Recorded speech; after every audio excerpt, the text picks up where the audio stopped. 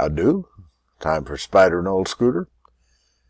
This is the Forbes is Back edition. I'll get into that later. Right now we're here to play Spider Solitaire. Olde Scooter, which are old me, versus Spider Mac, Spider McGillicuddy. And she's better at it than I am, but I think I have more fun. I think she's grim. Anyway, if you're new to this, what we're doing will be perfectly obvious as we move smaller cards on bigger cards, ideally in the same suit.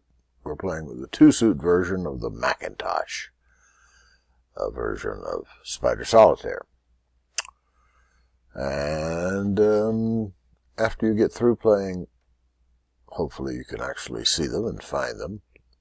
These moves, red on red and black on black, I call them the natural moves, but I would, wouldn't I?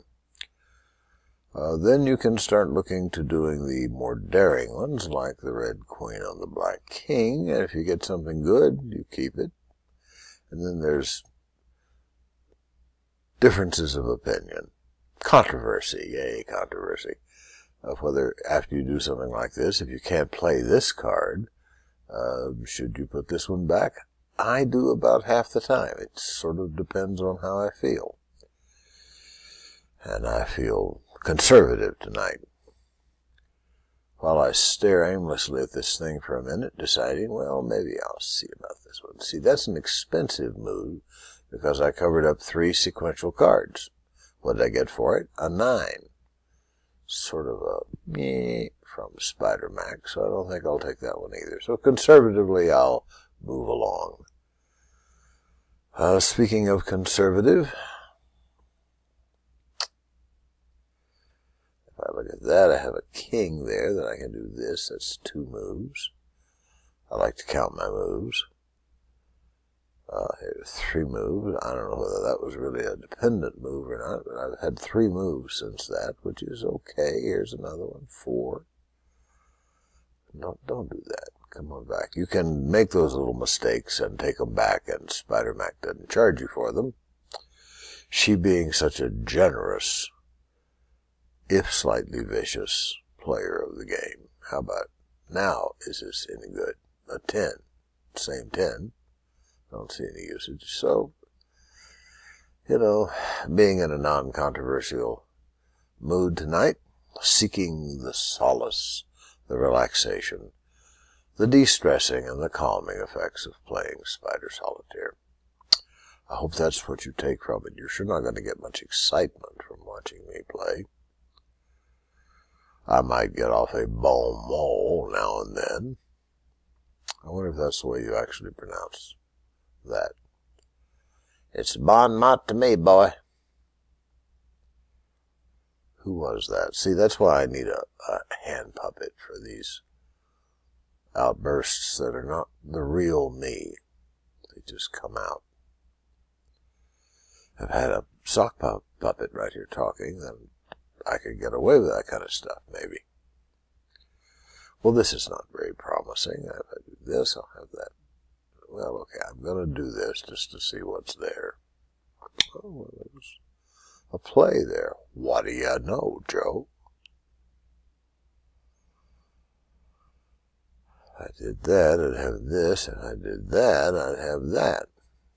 I think I'll do the odds biz and save myself the longer stack. A 7 to 2 stack is pretty good. It's a nice body of work. I only have 3 deals left. I haven't come near to punching a hole in the thin blue line. I have no score. Sort of play-by-play of a bad game, you know what I mean? He's fading back for a pass. No, he tripped. Alright, take another deal. Regather my sources and my wits. Make a few moves. And I will tell you about Forbes. Forbes has an article on their online edition tonight. This is the what? I don't know. This is the 12th of May.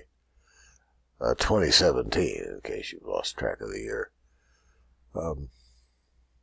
And Forbes has this piece talking about how so much of what the Donald is doing is so classically what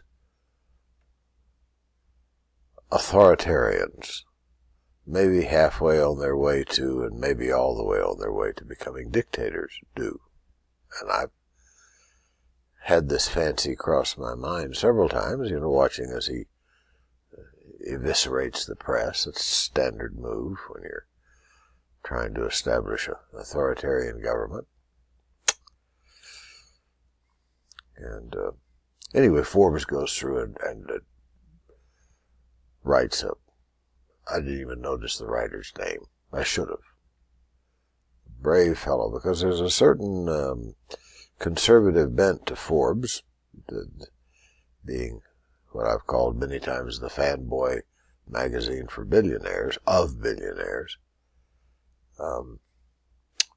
to lean toward the conservative side. Well, even they are questioning Donald Trump's behavior, his ability to obfuscate with chaos and split and divide the powers of institutions that are supposed to keep the executive under control in the executive, legislative, judicial form of democracy. And by rendering it all chaotic and confusing and fighting among themselves, and you degenerate its capacities to be the controlling element, and, that'll drive you to watch a game of Spider Solitaire. I must stop thinking about it right now. I know that's not the activist way, but I'm not the activist. Push comes to shove. Oh, I'm involved. But that's a big difference from being an activist. I have some activist friends. I have twinges of activism now and then, but I'm not really an activist. Just so you know who's playing this game. Well, I've played it out to a miserable end. I'm $78 in the hole. $50 lost to the house margin, $28 moves. That comes out to $78. Is that what I said? I'm frequently in doubt about what I said, which is weird when you think about it. Anyway, deed is done. I would say this was sort of a kind of game. But hurrah, Forbes. Way to go. Way to point out the awful truths. And they are awful. So good night, boys and girls.